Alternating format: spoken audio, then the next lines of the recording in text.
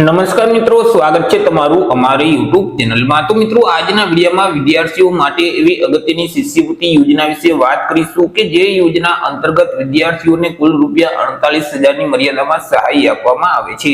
યોજના વિશે તમામ માહિતી એક વિડીયોમાં મેળવી લઈએ તે પહેલા વિડીયો ગમે તો લાઈક અને શેર કરી દેજો, ચેનલમાં નવા હોય તો ચેનલને સબસ્ક્રાઇબ કરી દેજો। તો ચાલો મિત્રો, વિડીયોની શરૂઆત કરીએ।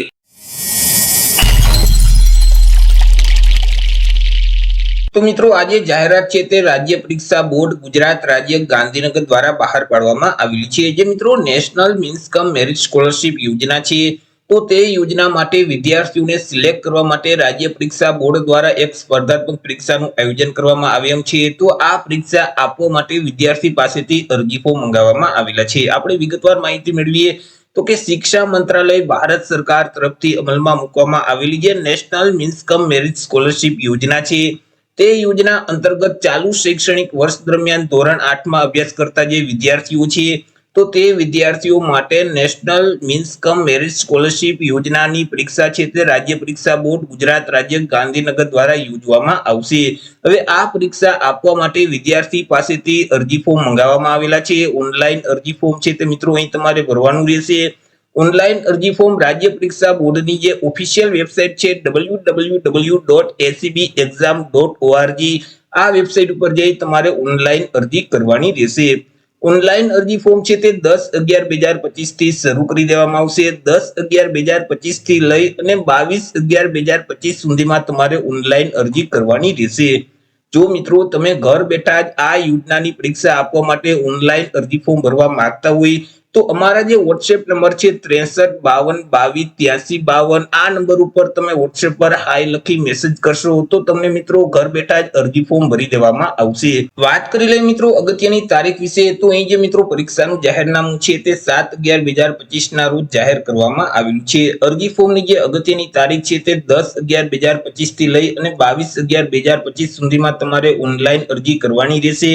અહીં મિત્રો પરીક્ષા ફી પણ તમારે ઓનલાઈન જ ભરવાની રહેશે। 10/11/2025 થી લઈ અને 24/11/2025 સુધીમાં તમારે ઓનલાઈન પરીક્ષા ફી ભરી દેવાની રહેશે। મિત્રો અહીં રાજ્ય પરીક્ષા બોર્ડ દ્વારા આ જે પરીક્ષાનું આયોજન છે તે અંદાજે 3 જાન્યુઆરી 2026 માં કરવામાં આવશે।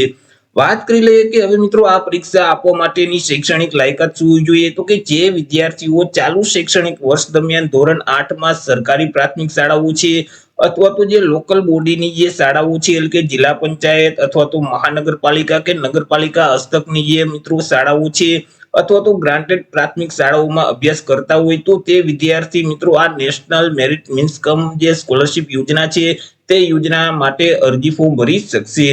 એ મિત્રો અરજી ફોર્મ ભરવા માટે વિદ્યાર્થીના જે વાલી છે, કુટુંબ છે, તેમની વાર્ષિક આવક મર્યાદા નક્કી કરવામાં આવેલી છે। તમામ કેટેગરી માટે વાર્ષિક આવક મર્યાદા સેમ જ રાખવામાં આવેલી છે। એ જે વાલીની વાર્ષિક આવક છે તે ₹3,50,000 સુધીની હોવી જોઈએ। જો ₹3,50,000 કરતા વધારે વાર્ષિક આવક હશે તો તે વિદ્યાર્થી આ શિષ્યવૃત્તિ યોજનાનો લાભ છે તે મેળવી શકતા નથી।